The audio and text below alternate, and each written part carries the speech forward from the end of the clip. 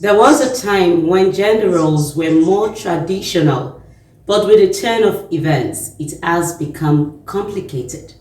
A lot of people have argued this idiomatic expression, which they call rude and unnecessary when being used. The more reason why it is the focus of our discussion today. Hello and welcome to Let's Talk. My name is Olujo Kemusako with the topic, Who wears the pant in a relationship? My guest is Mrs. Mopelola Arowosafe, a marriage counselor. So stay with us.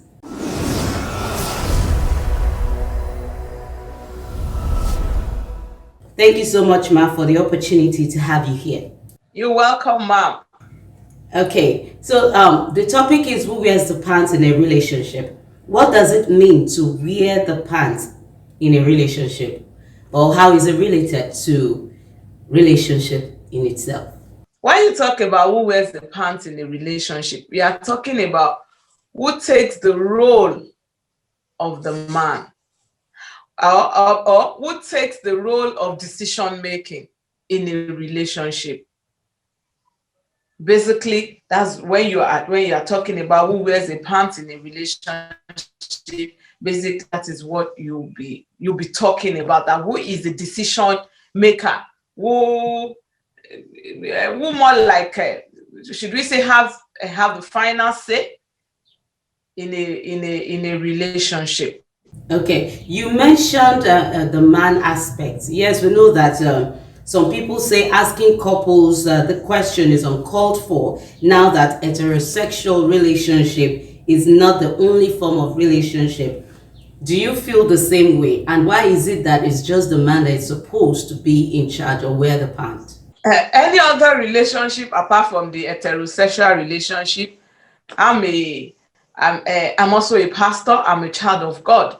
That's the only relationship I know God subscribes to. So based on that, you can only give what you have. Based on that, that is the only relationship the only relationship I consent to. So that's the relationship between a man and a woman.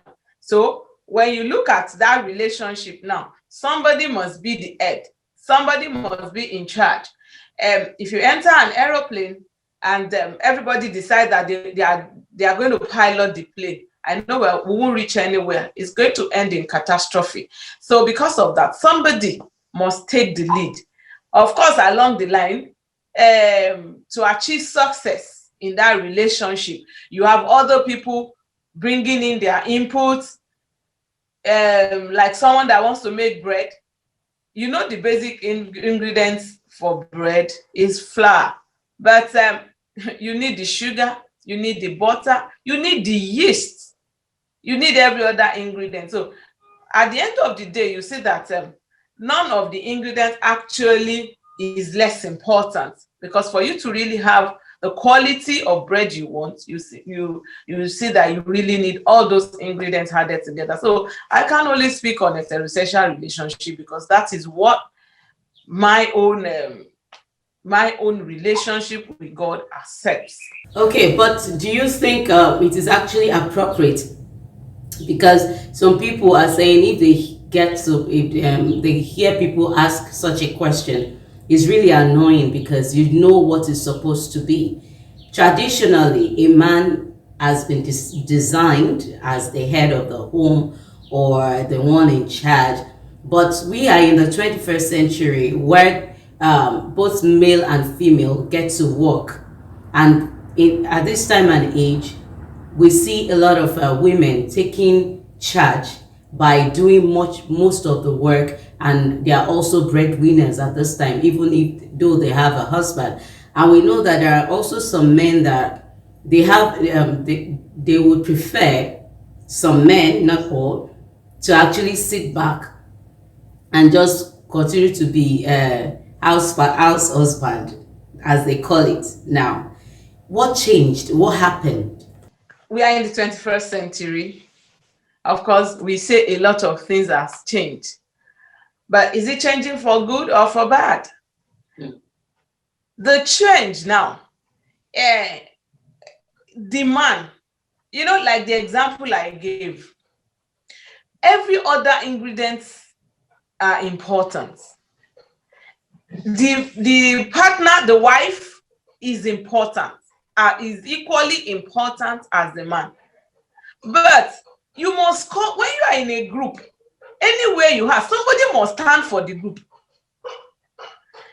You are in a lecture room and the lecturer comes in and says, where is the class? Who is the leader? Or, who is the leader? If everybody stands up, who is going to give the information? So somebody must be the class representative.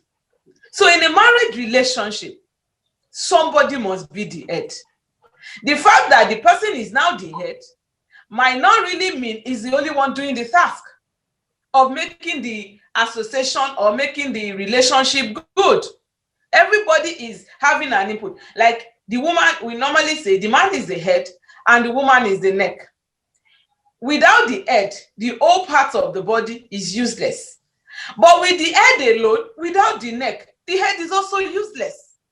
So we say that we need ourselves. So even in the 21st century, where we have a lot of women coming up and say women liberation, women this, women that, I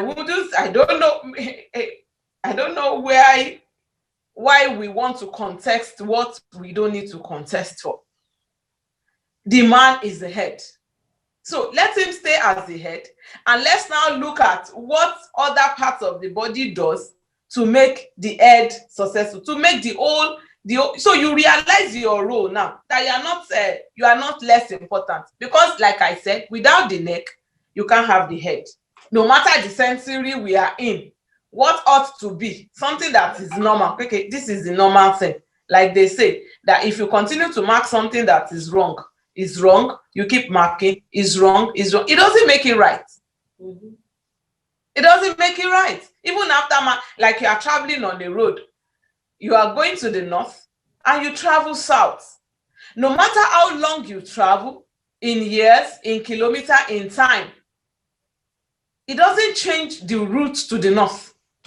You're still on it. So the fact that a lot of women are doing it, or some husbands are now house husbands and all stuff like that, doesn't remove the fact that the way it's supposed to be is that somebody must be a leader. And when you now look at it, where the woman is the sole person taking all the responsibility, and the man is not doing anything, and they are still living together. Most of the time, when you are looking at issues, you look at our nature, the way we are created. That has not changed. Every man wants to be in charge. Even your baby boy, the way your baby boy and your baby girl thinks is different. Right from when they are small. Why the girl is playing with other some types of toys, you see the boy also playing with another type of toy in the same home. Along the line, they might come together to still play with the same type of toy together, but you see their preference in choice. So that cannot change. Even with the fact that we are in a different century, it cannot change. Wow, thank you so much for that. Let's quickly go on this break, and when we come back, we continue from there. Stay with us.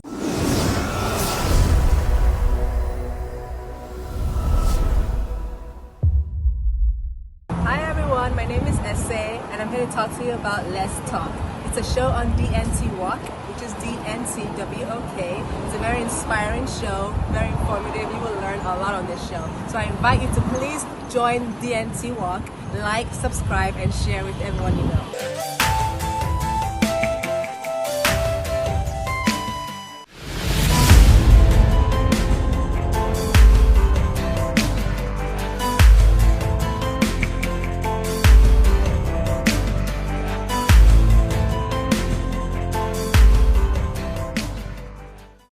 Welcome back. If you're just joining us, the program is Let's Talk on DNC Work. And as our topic has been, who wears the pant in a relationship? And my guest has been Mrs. Mopelola Arowosafe. She is a marriage counselor and an author. So let's continue. Thank you so much, Ma. I was saying something, and while I was saying that thing, I actually had this pullback. When I talked about we are equal, how do we define that? Are we really equal? In the face, of course, in the face of the law, we are equal. But in the face of spirituality as designed by God, are we equal? Yes, I would say we are equal. We are equal because the Bible says that male and female created he them. So, and he asked both sex. He said, replenish the heart, multiply. We are equal. No doubt about we are equal. But our roles are different. So when it comes to being equal before God, being, children of God before, we are equal. But the fact that we are equal, like we have students in a class, all of them being equal, they are all sets in that class. They are a set, but somebody must be the leader in that set. So that person is equal with them, but has another role. So we are equal, but we have different roles. So the different roles that is assigned to us might make us look different. So the HOC now, the head of the department now, the head of the class now might look different because he has some privileges and responsibility. So it makes him, some information we have to come through him to the class. So, but it does not make him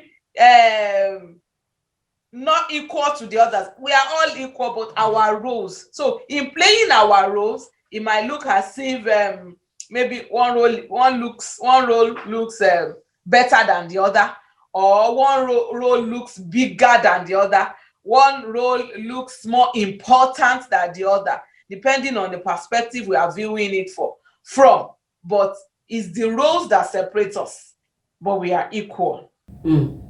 That's really a nice one. So, give us a brief about having a successful, intimate relationship without anyone feeling like the boss. For us to have a good relationship, an intimate relationship without anyone feeling as the boss, I'll go back to that first example I gave. And that is the fact that in the relationship, the man must realize that I'm the head, but without the neck, that is the other parts of me. Cut my head and put it down. The head is useless. Who is it? What will he achieve? Then the neck should also realize that I am the neck. I turn the head. So I have a big role to play. I turn the head to where I want it to be.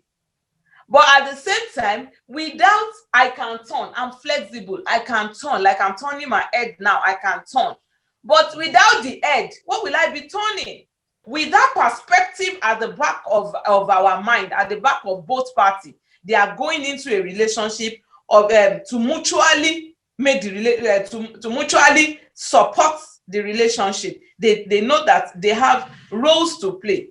It's not a matter of okay, I play all the role, you don't have a role to play. If you have that mentality, you will miss out.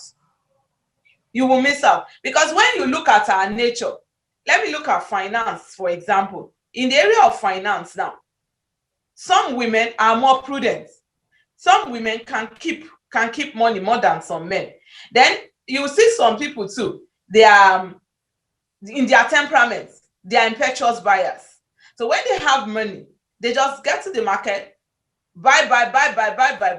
Why another partner is somebody that is is frugal, can really make a list, go by the list, and stand by the list. So if the other person that is an impetuous buyer is the husband, and he feels that okay, I don't need the woman, I don't need her here, then that home financially they will always go bankrupt.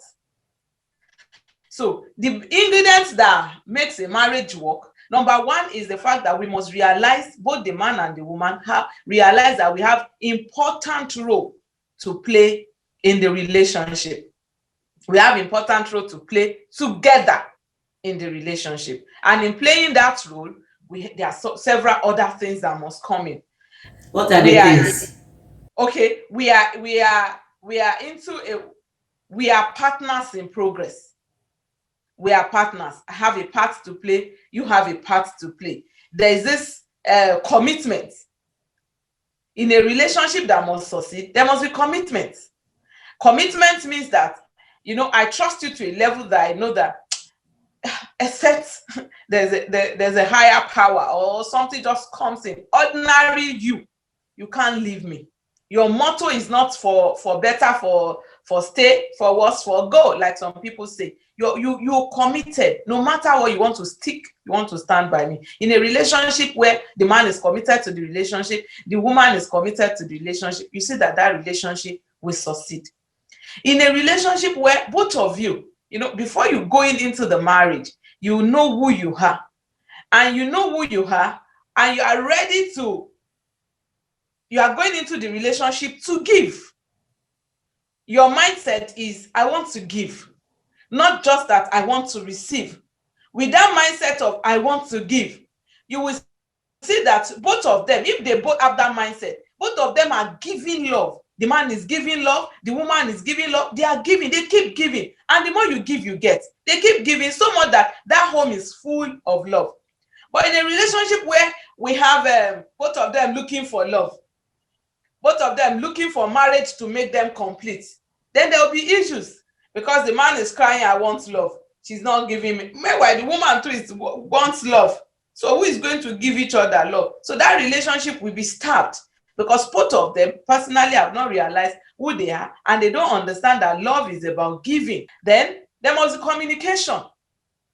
Good communication. Communication in the area of their body. We'll still talk about that as a sexual intimacy. Communication in the area of their goods. You must communicate. It's not a matter of this person owns this person. We both own it, and we both should be able to decide on how it will be used. There must be friendliness, because after all the initial what do I call it now? These sizzling feelings and tinklings and all those tingling feelings and all those things when you touch each other during courtship and stuff like that. After all those initial feeling that we feel is love. Love is more tangible than just feeling. Love is a substance. Love is not just a noun. Like they say, a noun is a name. It's not just a name. It's also a verb. A verb is an action word. So love is also an action word. Love can be killed. Love can be stabbed. Love can be fed. Love can be overfed. Love can be underfed. Love can be adequately fed. So love is life too. Love has life. Love can be killed, like I said. So you must be friendly. You see some relationship, they started well, but when the children come, the woman tends to the children, while the man most of the time is at that stage of fulfilling his ambition. He's feeling my mate. So he's really going out. So you see some men pursuing their career or pursuing money, while the woman is also some pursuing their money, while some people are so devoted to their children. So along the line, there's a crack between the husband and the wife. So when that crack occurs, you see they begin to resent each other. Any little thing becomes a big problem. Is because they are no longer friends. Then when you now bring it down to the different roles that we play, a man loves respect. So a home that must succeed, the woman must be respectful. You must submit to your husband. I was reading this thing about a lion when they want to take on their territory some years back. There's this way they are aggressive, and they urinate round their supposed territory. There's a lot of fights, but the moment they're able to urinate round, they've claimed that territory. No other lion comes to be the king in that den, in that jungle. That particular place that lion has been able to urinate around belongs solely to that lion. So also in every man, there's this lion, especially when they first get married. They want to really know they are in charge, because they've been told from when they are growing up, a man must be in charge, a man must be the one that is providing. So even when they don't have, they want you to make them be in charge. So a woman, if you really want to enjoy that marriage, especially the time he wants to claim his territory, just bring yourself down. let him take possession. By the time he takes possession, his full heart is trusted in you. Why love? Love is important to a woman. Love is just small, little things. It doesn't have to be so big, but you show you care. Showing you care is love to a woman. You both come back from office, call her during the day. How are you? And it's more difficult for a woman.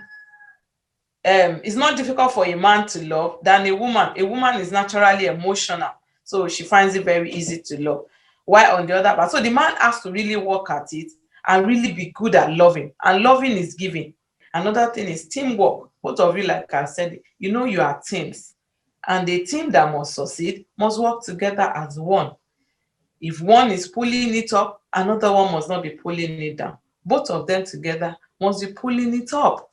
And when both of them are pulling it up, you know that definitely it will get up. We must manage our finance together, and you must carry your wife along. The discussions when it comes to finance, it must be together. It's not even where the woman is earning more. If you, in a good home, you won't know who is earning more. If the finance is structured in such a way that we bring everything and we both decide. How can love be overfed? Because I think for love to be overfed, I think that relationship is heaven on earth. Or does it have its own side effect? Yes, Because I prepared that love can one. love can be that overfed now, so that everybody is fully satisfied in the home. And where you can have love being overfed, let me know, maybe appropriately fed, is that both of you, there's you are matured enough to let go. One of the big issues in marriage where love does not thrive, when you have criticism, love cannot thrive. When you have a relationship where you watch each other's back for a change, you must change. Except this, if you don't change, this relationship will not work. This relationship cannot continue. When you have such in a home, love cannot thrive. Every one of us as individuals, none of us like being watched. As you are there now, somebody should stand at your back. She looks at you, or he looks at you, and you feel within you that this person is looking at me. You turn back, and immediately you turn back, the person looks to another way. After a while, you still feel the person is looking at you. Okay, the first time you feel that maybe I'm just imagining it. Then after a while again, you feel the person is still looking at you. You turn back again, and the person removes his eyes again, moves his eyes elsewhere. At a point in time, the normal woman reaction will be like, to hell with this person. What's your business? What's your problem? Why are you looking at me like this? What are you seeing on me? You want to put on this posture of, I don't care, to hell with you. So in a relationship where you feel that the person must change, criticism, it doesn't grow. So where you have love overfed, you have two matured people that are able and willing and ready at all times to let go. Letting go is not that you are weak. It's not a sign of weakness. It's not the fact that you have been hammering it over and over again, and the thing is not. Then try to change. You yourself try to change, because our temperaments are different. We all have temperamental weaknesses, and we have temperamental strengths. Thank you so much for that. Lastly, I would you also made mention of the crack, and from what you said, it's a way to avoid crack in every marriage or relationship. Now, perhaps there has been crack. How do we mend it? If there have been crack, the first thing to solving a crack in a relationship is that I'm willing to make the relationship work. Both partners are willing to make it, or at the initial stage, one partner is willing to make it work. But if both of them are saying, it can't work, and then so the first thing is that I've made up my mind, I want this marriage to be blissful. So because of that, there's nothing that will be too difficult for me to let go. There will be nothing too difficult for me to start doing, because I want this marriage to work. So that's number one. Then number two is forgiveness. To her is, you know that you, when you're sometimes for one reason or the other, you don't know why, you bite your tongue. Do we cut off the tongue? We don't. You feel the pain initially, but after some time, what do you do again? You you continue what you are doing. So forgiveness. You have made up your mind that you can't waste so many years in the silent prison of unforgiveness. You must learn to forgive. You must learn to forgive. And you stop in forgiving. Part of the healing process in forgiving is accept your blame. Like in a home where the man does not know how to talk, does not talk, is a quiet type, is the introvert type, or the woman too is an introvert, and you have married an extrovert. They don't The introvert does not know how to talk too much, but the extrovert talks so much. And because the introverts, they bottle up a lot, they keep malice, while the extrovert don't keep malice. And now, you the extrovert, when you want to raise an issue, you say, you just break the egg, the egg of your words, you just break it without minding the splash. So after you have broken it, and the next thing is that say what is on your mind. Me, I don't even keep malice. I don't have time for malice. But you are the one that you gave the bombshell. So, but if you are careful, you watch yourself, you watch your words, the way you present your words, then it will minimize how your partner gets annoyed, how your partner keeps malice. Okay, thank you so much. I wish we could continue, but we are right behind time. Thank you once again. It's been wonderful having you, and I trust that when next we call you, you will be glad to be part of us, as we will be glad to have you. No problem, no problem, no problem. It's been a wonderful time having me too on your session. And to you too, thank you for being part of the show. Until next time, I remain Urujoke, but don't always forget that you need to take responsibility. Don't pass blame onto another person. That is maturity. Bye.